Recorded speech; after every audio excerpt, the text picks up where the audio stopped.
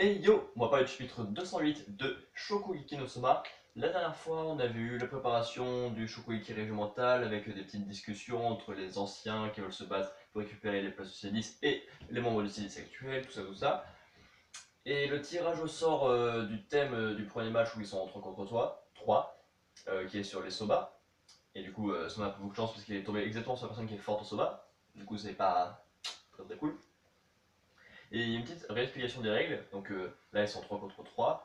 Et si une équipe fait 2 parfaits d'affilée, donc c'est-à-dire que bat ses adversaires sans en perdre, elle a gagné.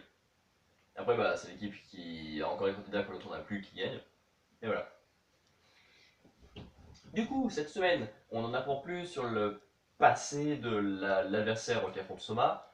Donc, elle était parfaite, elle adorait que les gens l'admirent et tout. Dans tout ce qu'elle fait, elle se donne à fond.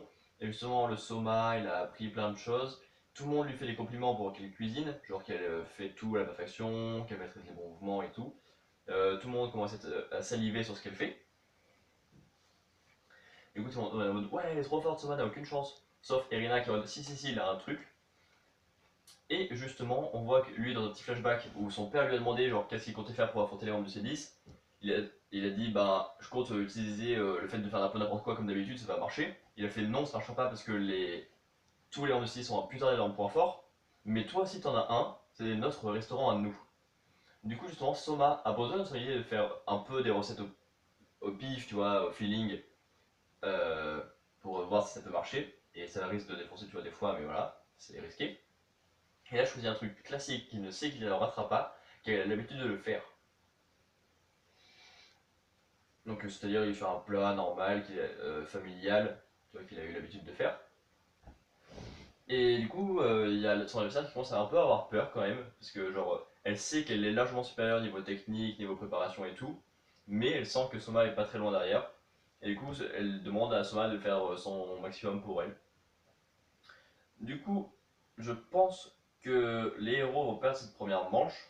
Euh, En particulier, Soma fait perdre son match pour montrer que son côté restaurant n'est peut-être pas trop développé, c'est surtout en fait son côté original qui compte.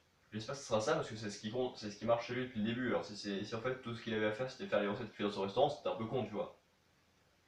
Du coup, je pense que le côté original devrait pouvoir marcher. Genre là, il va faire une connerie, il va se faire éliminer, il va revenir par un quelconque moyen, genre un adversaire qui se coupe un bras ou des trucs comme ça. Oui, en cuisinant, il se coupe des bras. Et bah, ensuite, il pourra revenir et tenter sa deuxième chance avec la bonne façon de préparer. Donc n'hésitez pas à mettre des théories sur ce combat, sur les prochains affrontements et tout en commentaire. Allez, ça pouce bleu si cette vidéo vous a plu, à vous abonner si vous voulez en voir d'autres. Salut!